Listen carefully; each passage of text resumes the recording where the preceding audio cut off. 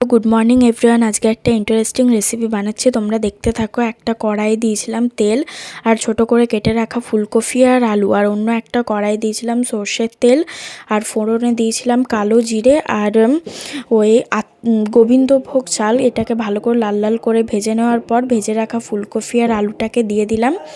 তারপরে হলুদ, নুন এগুলো তো থাকেই, এগুলো দিলাম।